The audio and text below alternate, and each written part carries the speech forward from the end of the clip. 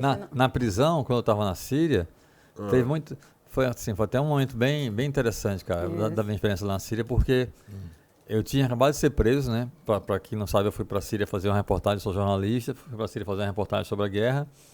E quando cheguei lá na cidade de Homs, né, onde a guerra estava pegando pesado naquele momento, eu fui preso pelo exército da Síria, né? Fiquei num presídio, numa cela com mais de 20 presos, foi bem angustiante.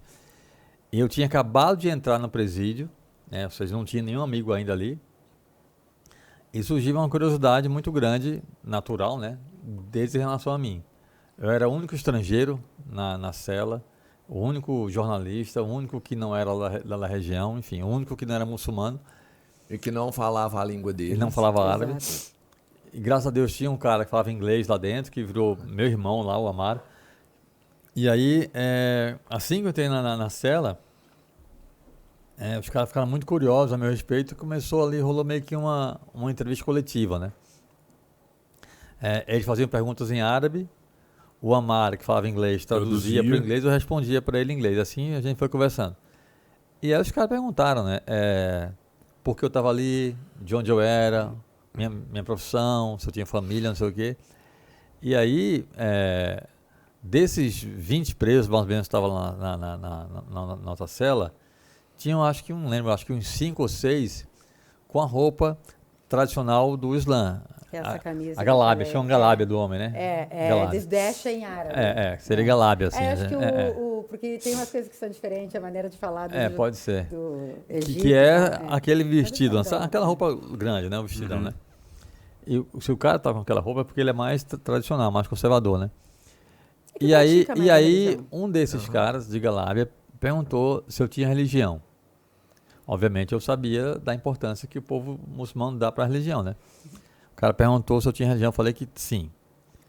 Aí ele perguntou, qual a sua religião? Não, ele falou assim, você é muçulmano? Porque eu tenho ascendência italiana, que também vem dos mouros, essa cara fina. Você parece. O narigão O pessoal de lá. Que é você isso, se passa por um árabe tranquilamente. Que é a parte da Itália que veio dos mouros, né? Então, que é a mesma cara, né? Aí o cara perguntou se eu era muçulmano. Eu falei que não. Aí ele perguntou, qual a sua religião? Aí eu falei que eu era cristão. E foi legal, cara, porque assim, para quem não conhece, né? Imaginar um cristão no meio de um monte de muçulmano, num presídio, no meio da guerra, esse cara vai ser morto, né? Então, era tudo certo para dar errado. Então, exatamente. só que assim, eu já conhecia um pouco da religião muçulmana e em momento algum... A desdécha é tipo isso aqui, ó. E em momento algum eu iria negar minha fé, né? Então, assim, eu falei que era cristão.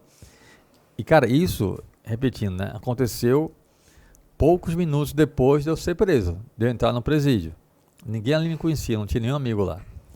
E foi bacana porque, cara, eu fiquei ao todo 6 dias preso, né?